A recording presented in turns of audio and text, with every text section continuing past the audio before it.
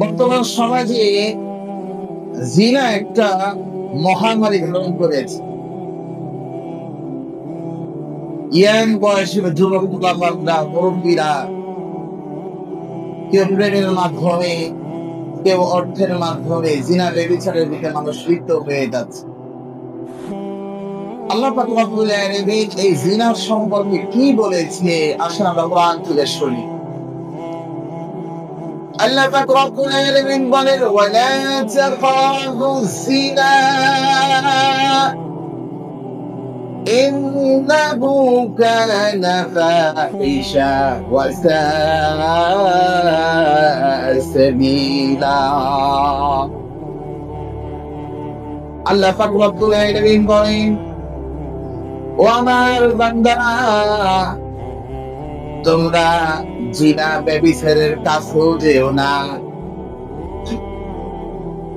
অর্থাৎ জিনা অশ্লীল কাজ, খারাপ কাজ, এই খারাপ কাজের কাছেও তোমরা যেও না। আমি যদি আপনাদেরকে প্রশ্ন করি, আল্লাহর কাছে যদি জিনা অশ্লীল হয়, মন্দ কাজ হয়, তাহলে আমাদের কাছে অশ্লীল কাজ, মন্দ কাজ করা যাবে কি যাবে কিনা বলেন? আল্লাহ বলে দিয়েছে, বান্দারা তোমরা জিনার কাছেও যাও না, ব্যভিচারের কাছেও যাও না, নারীদের সাথে কুকর্ম করিও না, শারীরিক সম্পর্ক করিও না, অর্থের বিনিময়ে তোমরা কি করো না, নারীদের সাথে জিনা ব্যভিচারে লিপ্ত হও না। এটা অশ্লীল কাজ, মন্দ কাজ। এটা আমি আল্লাহর কাছে অশ্লীল, আমি আল্লাহর কাছে মন্দ। সুতরাং যদি আল্লাহর কাছে অশ্লীল হয়, মন্দ হয়, আমরা আল্লাহর বান্দা, আমাদের কাছে অশ্লীল, আমাদের কাছে মন্দ। এটা হলো জিনা, যেটা আসলে পরিচয়টা আপনাদেরকে দিলাম। রূপক অর্থে জিনাটা হবে বলা হয়। রূপক অর্থে জিনা হলো 6 প্রকার।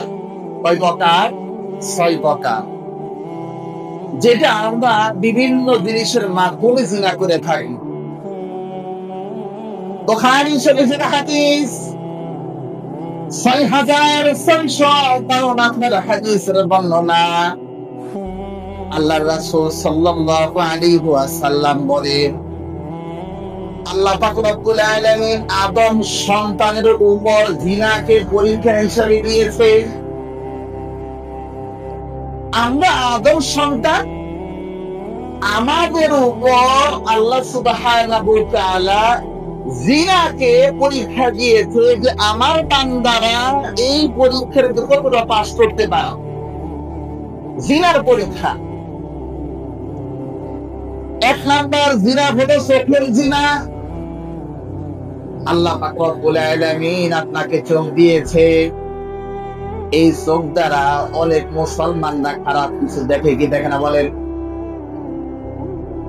আল্লাহ বলে, আমি চোখ দিলাম, চোখ দিয়েছি ভালো জিনিস দেখার জন্য। যখন মানুষ খারাপ জিনিস দেখবে ভাই, তখন চোখ দ্বারা চোখের জিনা পেয়ে যাবে। 2 নাম্বার হলো আল্লাহ পাক রব্বুল আলামিন আপনাকে কান দিয়েছে, কান দিয়ে যখন আপনি গান শুনবেন, এমন একটা গান আপনি শুনলেন যে গানটা শোনার সাথে সাথে আপনার মনের ভিতরে জিনা করার কথা মনে চায়। কি করতে চান? এমন একটা স্যাড সং শুনলেন, রোমান্টিক সং আপনি শুনলেন, রোমান্টিক গান শুনলেন, যেটা শোনার সাথে সাথে আপনার মনে চায় প্রেম করে, আমি মনে চাই জিনার ভিতরে লিপ্ত হই। এটাকে বলা হয় কানের জিনা। কিসের জিনা? কানের জিনা। 3 নাম্বার জিনা হলো মুখের জিনা। আল্লাহ পাক রব্বুল আলামিন বলেন, বান্দা তোমাকে আমি পবিত্র মুখ দিয়া, পবিত্র মুখ দিয়া যখন অশ্লীল কথাবার্তা বলবা, তখন কি পবিত্র থাকবো কিনা বলেন? কথা বলেন, পবিত্র থাকবে? পবিত্র থাকবে না। এটা হলো মুখের জিনা। 4 নাম্বার জিনা হলো আল্লাহ পাক রব্বুল আলামিন মানুষদেরকে হাত দিয়েছে, মানুষদেরকে আল্লাহ হাত দিয়েছে। আল্লাহ বলতেছে একটা পুরুষ মানুষ বেগানা একটা নারীকে যখন স্পর্শ করবে এটা হলো হাতের জিনা। কিসের জিনা? হাতের জিনা। 5 নাম্বার জিনা হলো আল্লাহ পাক রব্বুল আলামিন মানুষদেরকে পাঠিয়েছে যখন একটা মানুষ খারাপ কাজের দিকে হেঁটে হেঁটে যায়, এটাকে বলা হয় পায়ের জিনা। কিসের জিনা ভাই? পায়ের জিনা। 6 নাম্বার হলো নফস কামনা করে দিনের বেলা কোন সুন্দরী নারী দেখলে, একটা মেয়েকে যখন আপনি দেখছেন, দেখার সাথে সাথে যখন আপনার লজ্জা স্থান খারাপ কাজ করতে মনে চায়, এটাকে বলা হয় নফসের জিনা। কিসের জিনা? নফসের জিনা।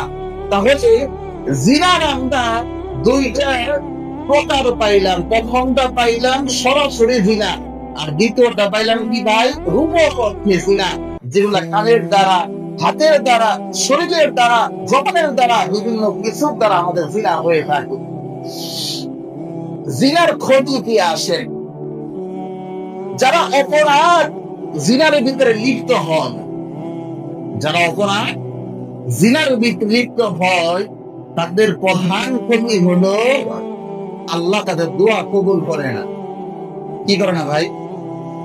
আমরা মুসলমান, আমাদের মনে চায় না দোয়াটা কবুল হোক, কিন্তু আমি ব্যভিচারের ভিতরে লিপ্ত আছি, জিনার ভিতরে লিপ্ত আছি, লিপ্ত থাকার কারণে আমাদের দোয়া কবুল হয়। দলিল at-Targhib wa at-Tarhib 391 নাম্বার হাদিস। আল্লাহ রাসূল সাল্লাল্লাহু আলাইহি ওয়াসাল্লাম বলতেছে, রাত যখন গভীর হয়, গভীর রাত্রে একজন ফেরেশতা আহ্বান করে। কি আহ্বান করে শুনেন। নবীজি বলেছেন, রাত যখন গভীর হয়, একজন ফেরেশতা আকাশের ভিতরে এসে দুনিয়ার মানুষদেরকে ডাকতে থাকে, ও দুনিয়ার মানুষেরা তোমরা শোনো, আল্লাহ পাক রব্বুল আলামিন তোমাদের দিকে তাকিয়ে আছেন। তোমাদের মাঝে কে অভাবের ভিতরে আছে, মুসিবতের ভিতরে আছে, দুশ্চিন্তার ভিতরে আছে, তার টাকা পয়সা দরকার, শুধু আল্লাহর কাছে চাও, আল্লাহর কাছে চাও, আল্লাহর কাছে চাও। আমরা কি করি ভাই? নাকের ভিতরে তেল মেরে ঘুমাই। আমরা কি করি? আমরা তো ঘুমাই না। রাত গভীর যখন হয়, ফেরেশতারা আমাদেরকে বলতে থাকে আল্লাহর কাছে চাও, আল্লাহর কাছে চাও। আমরা ঘুমাই। তখন ফেরেশতাদেরকে যদি আমরা প্রশ্ন করি কেন চাবো, ফেরেশতারা বলতেছে যদি গভীর রাতে আল্লাহর কাছে চাও, আল্লাহ তোমাদেরকে দিবে, তোমাদের গুনাহ মাফ করবে, তোমাদের দোয়া কবুল করে বলে সুবহানাল্লাহ।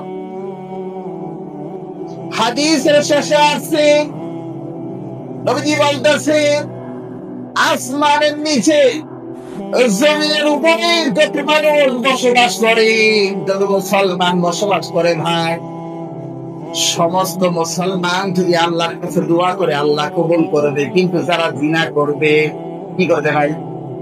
কথা কয়েন।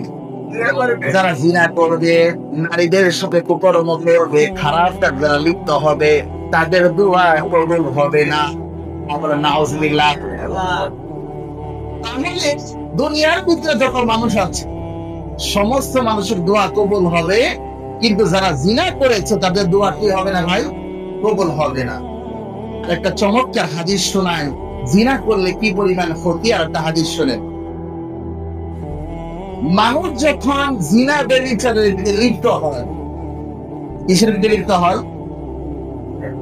জিনা ব্যভিচারে মানুষ যখন লিপ্ত হয়, নবীজি বলতেছে ওই মানুষের ঈমান থাকে না। নাউজুবিল্লাহ বলতেন না? বুখারী শরীফের হাদিস 5578। আল্লাহ রাসূল সাল্লাল্লাহু আলাইহি ওয়াসাল্লাম বলেন, একটা মানুষ যখন জিনার ভিতরে লিপ্ত হয়, তখন ওই ব্যক্তি মুমিন থাকে না, কারণ তার ঈমান আল্লাহ নিয়ে নেয়। খারাপ কাজে লিপ্ত হয়েছে, তার ঈমান চলে গিয়েছে, সে মুমিন থাকে না। এই হাদিসের ভিতরে নবীজি বলতেছে, মানুষ যখন মদ খায়, কি খায় ভাই? মানুষ যখন মদ খায়, নবীজি বলতেছে তখন তার ঈমান থাকে না, সে মুমিন থাকে না, কারণ তার ঈমান নিয়ে নেওয়া হয়। মানুষ যখন চুরি করে, চুরি করা অবস্থায় তার ঈমান থাকে না, তার ঈমান আল্লাহ নিয়ে নেয়। মানুষ যখন ছিনতাই করে, ছিনতাই করা অবস্থায় তার ঈমান থাকে না, কারণ সে জুলুম করতেছে, অত্যাচার করতেছে, মানুষের লুটপাট করতেছে, তখন তার ঈমান থাকে না। আল্লাহ পাক রব্বুল আলামিন তার ঈমান ছিনিয়ে নিয়ে বলেন নাউযুবিল্লাহ। তাহলে এই হাদিসের ভিতরে আমরা বুঝতে পারলাম, যারা জিনা করে তাদের প্রকৃতির মধ্যে এটা পাইলাম যে আপনি জিনা করবেন, আপনার ঈমান থাকবে না। কি থাকবে না? ঈমান থাকবে না। 3 নাম্বার ক্ষতি আসে, কোন এলাকায় মানুষ যদি ব্যভিচারে জিনার ভিতরে লিপ্ত হয়, আল্লাহ কি বলে জানেন? আল্লাহ পাক রব্বুল আলামিন বলে, ও আমার বান্দারা তোমরা শোনো,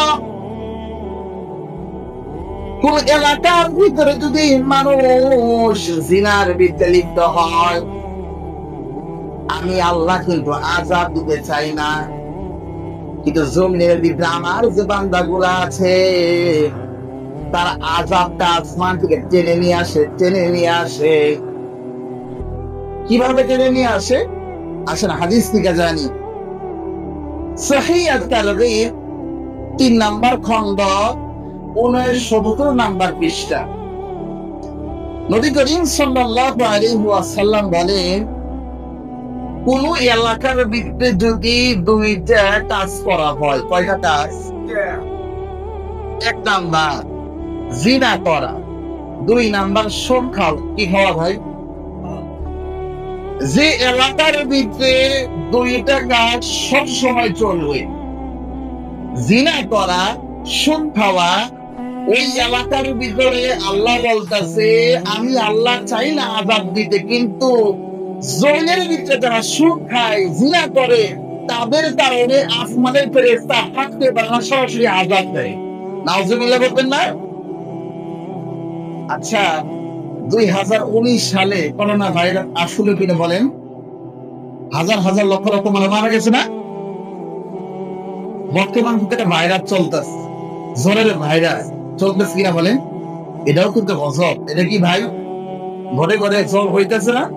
আমি নিজেও আক্রান্ত হয়েছি। সমাজে দেখবে প্রত্যেকটা ঘরের ভিতরে জ্বর আর ডাকাস। আল্লাহ বলে যে দুনিয়ার মানুষ যখন জিনার ভিতরে লিপ্ত হবে, সুদের ভিতরে লিপ্ত হবে, তখন আসমান থেকে আসমানের ফেরেশতারা শুধু গজব দিবে। কি দিবে? আল্লাহ আমাদেরকে হেফাজত করে সবাই আমিন। বুখারী শরীফের একটা হাদিস কিয়ামত পর্যন্ত মনে রাখবেন। গুগল, প্রত্যেকটা মানুষের মোবাইল আছে, টাচ মোবাইল আছে আপনাদের? টাচ মোবাইলের ক্ষেত্রে গুগলে সার্চ করবে, কিতাবের নাম বুখারী, হাদিস নাম্বার 5590। হাদিস নাম্বার কত? 5590। এটা সার্চ করবেন, হাদিসটা চলে আসবে, গুগলে চলে আসবে, চ্যাট জিপিটি চলে আসবে, বিভিন্ন রকম সাইট আছে, সব সাইটে চলে আসবে। হাদিসটা শুনেন। আল্লাহ রাসূল সাল্লাল্লাহু আলাইহি ওয়াসাল্লাম বলেন, কিয়ামতের আগে এমন একটা সময় আসবে যে সময় মানুষ জিনাকে হালাল মনে করবে। আচ্ছা, বর্তমান সমাজে এই যে মেয়েরা, ছেলেরা জিনা করে, অনেকটা হালাল মনে করে না? করে কিনা বলেন? বর্তমান সমাজে আপনি ইউটিউবে দেখবে, একটা ছেলে একটা মেয়ের সাথে যখন প্রেম করে, প্রেম করার সময় তাদের ভালোবাসা প্রচুর। ওই ছেলেটা যখন মেয়েটার সাথে জিনা করে, যদি মেয়ের সম্মান থাকে সে কিছু বলে না, পাবলিককে বলে না। আর যদি সম্মান না থাকে সে 2টা কাজ করে। 1 নাম্বার ওই ছেলের বাড়িতে চলে যায়, 2 নাম্বার ফেসবুকে লাইভে আসবে, আয়সা বলবে অমুক ছেলে আমার সাথে জিনা করেছে, আমি বিচার চাই। বর্তমানে খুব ট্রেন্ডিং চলতেছে বাংলাদেশের ভিতরে, জিনা করবে, আকাম করবে, এই আকাম করার কিছুই মনে করে না। যদি জিজ্ঞাসা করে কেন করলা, তো ভালোবেসে করছে, ভালোবেসে করছে, ভালোবেসে মহব্বত করে করছে। নবী করিম সাল্লাল্লাহু আলাইহি ওয়াসাল্লাম এই হাদিসের সাথে বর্তমান সমাজে মিল আছে না নাই? কথা কেন আছে না নাই? নবীজি বলতেছে এমন একটা সময় আসবে মানুষ দিনারে হালাল মুখে পড়বে। নবীজি তারপরে বলতেছে এমন একটা সময় আসবে মদ খাওয়ার জন্য হালাল মনে করবে। বর্তমান সমাজে কিছু মানুষ দেখবেন মদ খায়, সরকারের কাছে লাইসেন্স নেই নাকি না বলে? যদি বলা হয় কেন মদ খায়, তো সরকার আমার লাইসেন্স দিয়েছে, মদ খাওয়া হালাল। মদ খাওয়া কি হালাল মনে করো। নবীজি বলতেছে এই হাদিসের ভিতরে 5590 নবীজি বলতেছে এমন একটা সময় আসবে যে সময় মানুষ গান বাজনা করার হালাল মনে করবে। বর্তমান সমাজে মানুষ গান শুনে না, গায়িকা ভাড়া করে আনে না, কনসার্ট হয় না।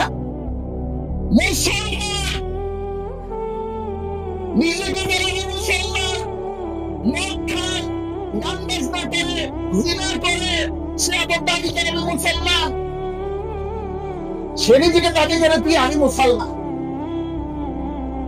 আমরা কথাগুলো বুঝছেন ভাই, আমার কথাগুলো বুঝছেন। বুখারীর হাদিস 5590 নবীজি বলতেছে যে কিয়ামতের আগে এমন সময় আসবে মানুষ মদ খাওয়াকে হারাম মনে করবে, গান বাজনাকে হালাল মনে করবে। আবার বলে গান বাজনা জায়েজ। কি বলে? গান বাজনা জায়েজ। কোরআন শরীফের ভিতরে সূরাতুল লুকমান আয়াত নাম্বার 6 ومن الناس من يشتري لهو الحديث ليضل عن سبيل الله بغير علم ويتخذها هزوا أولئك لهم عذاب مهين। আল্লাহ পাক রব্বুল আলামিন আয়াতের ভিতরে কি বলে শুনেন। দুনিয়ার ভিতরে এমন কিছু মানুষ তোমরা দেখো যারা এরকম কথাবার্তা বলবে, শুনবে, মানুষ ভাড়া ভাড়া করে আই না। আপনারা আমার দেখান তো গান শুনলে কি মানুষ হেদায়েত হয়? দুনিয়াতে একজন মানুষ দেখান গান শুনে 5 ওয়াক্ত নামাজ পড়ে, পাইবেন আপনি? আল্লাহ বলতেছে দুনিয়ার ভিতরে এমন কিছু মানুষ রয়েছে যারা ফল বানিয়ে ওয়াহেদুম কথাবার্তা মানুষকে হাসাইব, কষ্ট দিব, ঠাট্টা বিদ্রোহ করো, মানুষ ভাড়া করে আনবো। আল্লাহ তাআলা বলতেছে উলাইকা লাহুম আযাবুম মুহিন, তাদের জন্য জাহান্নামের ভিতরে কঠিন শাস্তি হবে। এই আয়াতের ভিতরে লাহওয়াল হাদিস দিয়ে বোঝানো হয়েছে গান বাজনা। সূরাতুল লুকমান আয়াত নাম্বার 6 আল্লাহ তাআলা স্পষ্ট বোঝাইতেছে এই আয়াত দ্বারা প্রমাণ করতেছে গান বাজনা হারাম। মানুষ গান বাজনাকে জায়েজ বানিয়ে ফেলাইছে, জিনারে জায়েজ বানিয়ে ফেলাইছে, দর্শন করাকে জায়েজ বানিয়ে ফেলাইছে। কঠিন হাদিস শোনায় শুনেন। কিতাবের নাম আল মাজমা ও জাবায়ে ইমাম হাইসাবী রাহমাতুল্লাহি আলাইহি লেখা 1 নম্বর খণ্ড 134 নম্বর পৃষ্ঠা। নবী করিম সাল্লাল্লাহু আলাইহি ওয়াসাল্লামের কাছে এক ব্যক্তি, এক সাহাবা নবীজিরে বলতেছে ইয়া রাসূলুল্লাহ আমি জিনা করতে চাই। নাউজুবিল্লাহ বলতেন না? নবীজি বলতেছে আমি জিনা করতে চাই।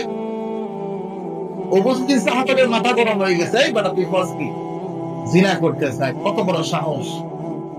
মাথা গরম হয়ে গেছে। নবীজি বলতেছে হুজুর আমি জিনা করতে অনুমতি দেন।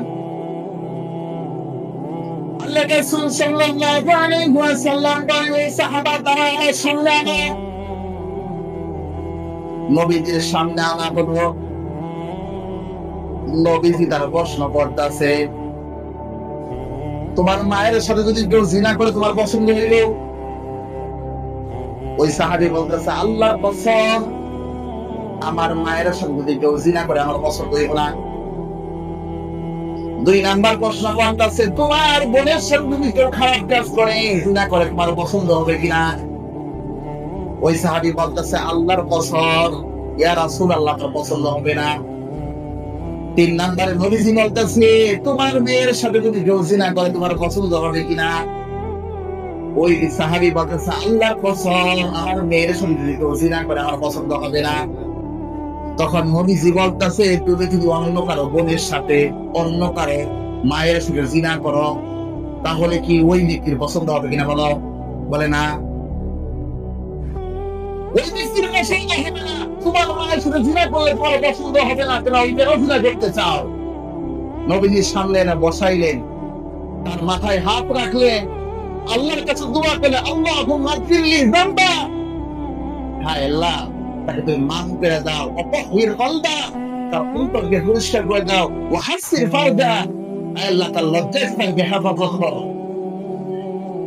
এই হাদিস যদি শুনে দেওয়া হয়েছে, সাহাবায়ে কেরাম বলে ওই দিনের পর থেকে ওই ছেলের মধ্যে মেয়ের দিকে তাকাই না। সুবহানাল্লাহ বলতে দেখবে, জিনা এমন একটা জিনিস, মেরাজ রাদিয়াল্লাহু নবী করিম সাল্লাল্লাহু আলাইহি ওয়াসাল্লাম মেরাজে গিয়েছে, এক শ্রেণীর মানুষ নবীজি দেখতেছে যে তাদের মাথার ভিতরে শুধু পাথর মারতেছে আর থেতলাইতেছে, পাথর মারতেছে, থেতলাইতেছে। জিবরাইলকে জিজ্ঞাসা করলো, জিবরাইল এরা কারা? তখন জিবরাইল বলতেছে, ইয়া রাসূলুল্লাহ, দুনিয়ার বুকে যারা জিনা করেছে এই সমস্ত মানুষ এরা জাহান্নামের ভিতরে শুধু মাথা থেতলাইবে, পাথর দাও। আজকে আমরা নিজেকে মুসলমান দাবি করি, অথচ আমরা জিনার ভিতরে লিপ্ত আছি, ব্যভিচারের ভিতরে লিপ্ত আছি। আমরা তওবা করি না, ইস্তেগফার করি না, কোনো কিছুই করি না। আমরা একদিন সকালবেলা নবীজি দরবারে যান। নবীজির বাড়িতে যাওয়ার আগে তিন রাস্তার মোড়ের ভিতরে এক যুবক হাউমাউ করে কাঁদতেছে। যুবক কান্নাকাটি করো কেন? কিছুই বলে, শুধু কান্না করতেছে, শুধু কান্না কান্না কান্না, হাউমা করে কান্না করতেছে।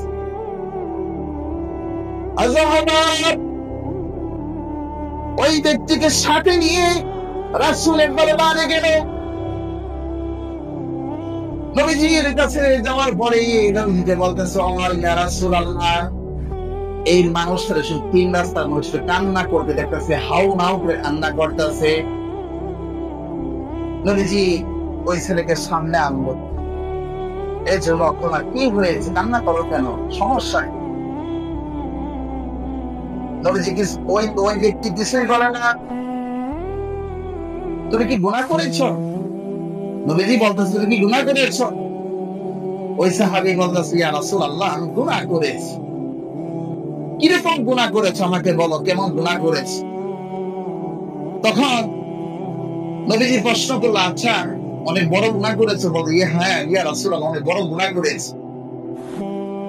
নবীজি বলতেন, আচ্ছা তুমি যে গুনাহ করেছ, তোমার গুনাহটা কি আসমানের চাইতেও বড়? তখন ওই সাহাবী বলতেছে যে আমার গুনাহটা আসমানের চাইতেও বড়। তখন নবীজি বলতেছে, তোমার গুনাহটা জমিনের চাইতেও বড়? তখন বলছে, ইয়া রাসূলুল্লাহ, আমি যে গুনাহ করেছি জমিনের চাইতেও বড়। তখন রাসূল আবার প্রশ্ন করলো যে আসমান জমিন দুইটা একত্র করা হয়, তোমার গুনাহ কি এর চাইতেও বড়? ওই সাহাবী বলতেছে, আমার গুনাহ এর চাইতেও বড়। নবীজি আবার প্রশ্ন করলো, আল্লাহ জাহান্নাম বানাইছে, জাহান্নামের চেয়ে তোমার গুনাহ বড়? তখন বলতেছে, ইয়া রাসূলুল্লাহ, আমার গুনাহ আল্লাহর জাহান্নামের চাইতেও বড়। নবীজি আবার প্রশ্ন করলো, তোমার গুনাহ কি জান্নাতের চাইতেও বড়? তখন ওই সাহাবী বলতেছে, আমার গুনাহ জান্নাতের চাইতেও বড়। সর্বশেষ নবীজি তাকে প্রশ্ন করলো যে তোমার গুনাহ কি আল্লাহর রহমত দয়ার চাইতেও বড়? তখন ওই সাহাবী কাঁদতেছে, হাউমাউ করে কাঁদতেছে আর বলতেছে, ইয়া রাসূলুল্লাহ, আমি এমন গুনাহ করেছি, আমার মনে হয় আমার মালিক আমার প্রতি দয়া করবে না, আমার মালিক আমার প্রতি দয়া করবে না, আমি এমন গুনাহ করেছি। নবীজি তাকে উভয় দিলেন, ও যুবক, তুমি কি গুনাহ করেছো আমাকে বল। তখন ওই যুবক কান্না করতেছে আর নবীজিকে বলতে, ইয়া রাসূলুল্লাহ, মদিনার ভিতরে আমি কাপড় চুরি করে চলি। কি চুরি করে? জোরে বলেন, কি চুরি করে? কাফনের কাপড় মানুষ মারা গেলে আমি চুরি করে বাজারে বিক্রি করে চলি। গত রাত্রে আমি একটা কবরস্থানে গেলাম, মদিনার ভিতরে সবচাইতে যে সুন্দরী মেয়ে, নাম করা সুন্দরী মেয়ে, সে মারা গিয়েছে। আমি তার কবরের ভিতরে নেমেছি, গত রাত্রে কাফন চুরি করে। এমন সময় যখন আমি কাফন নিয়ে আসার সময় চলে আসতেছি, আমার দিল বলতেছে, আমার রক্ত বলতেছে, কেউ আমাকে বলতেছে গভীর রাত, কোন মানুষ নাই, কেউ তোমাকে দেখতেছে না, একটা সুন্দরী মেয়ে, মদিনার ভিতরে সবচেয়ে সুন্দরী মেয়ে কাফন তুমি নিয়ে যাইতে, কত সুন্দরী মেয়েটা পরে আছে, কত সুন্দর দেহ, তুমি তার সাথে জিনা তো করতে পারো। নাউজুবিল্লাহ বলতেন না? ওই যুবক বলতে ইয়া রাসূলুল্লাহ, এই কথা আমি মুমিনদের শুনলাম, আমি নিজেকে কন্ট্রোল করতে পারলাম না। ওই মদিনার যে মেয়ে তার কবর দিয়ে হয়েছে গত রাত্রে, সুন্দরী মেয়ে, তার সাথে জিনা করলাম। নাউজুবিল্লাহ। আমি যখন জিনা করলাম, জিনা করে যখন আমি কবর খুঁজে উঠতে লাগলাম, আমার মনে হচ্ছে কবর থেকে একটা আওয়াজ ভেসে আসতেছে।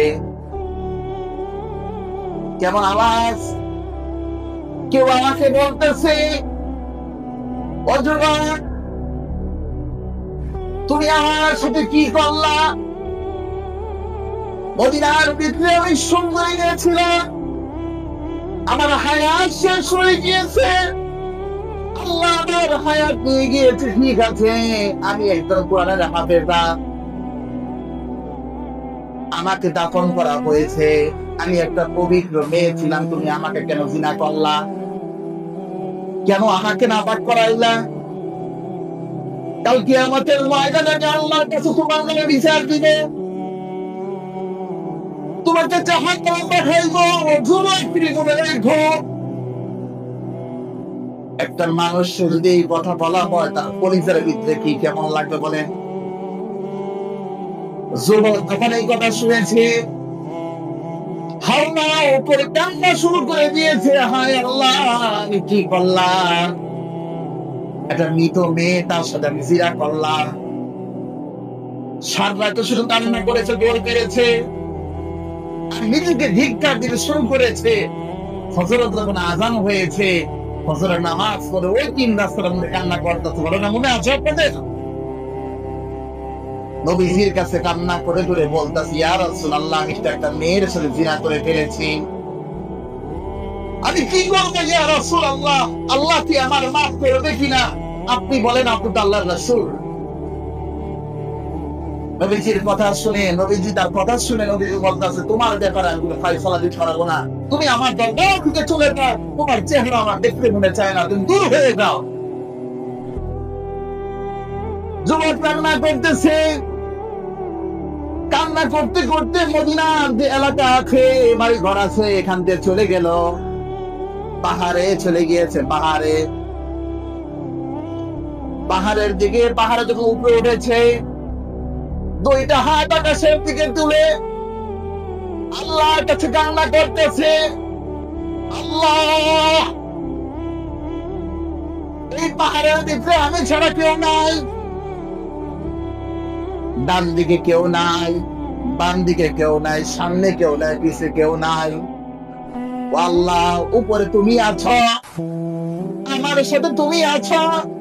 আজকে আমার পরিবার আমাকে ছেড়ে দিয়েছে, রাহমাতুল লিল আলামিনের দরবার থেকে আমি ফিরে আসছি। আল্লাহ, আমি তো জিনাকারী, আমি খারাপ মানুষ, আমার দুনিয়াতে বেঁচে থাকার কোনো অধিকার নাই।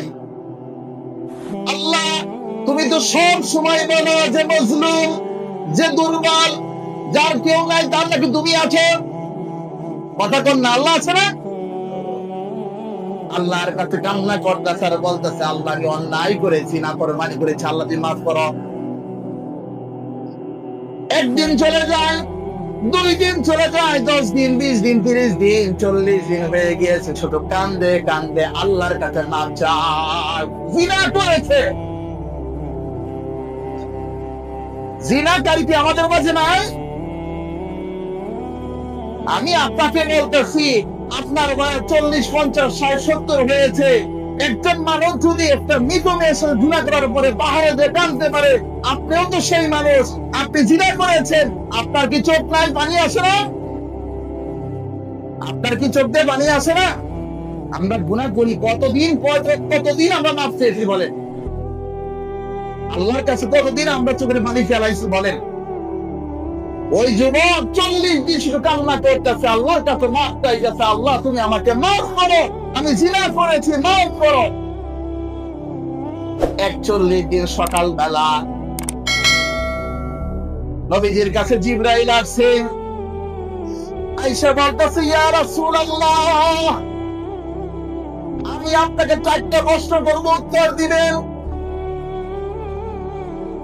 নবীজি বলে, জিবরাইল বলো, কি জিজ্ঞাসা করতে চাও? 1 নাম্বার প্রশ্ন, ইয়া রাসূলুল্লাহ, আসমান জমিনের মালিক আপনি না আল্লাহ? আসমান জমিনের মালিক আপনি না আল্লাহ? নবীজি বলতেছে, জিবরাইল তুমি কি বলো, আসমান জমিনের মালিক আমি কিভাবে বলবো? আল্লাহ তো আসমান জমিনের মালিক।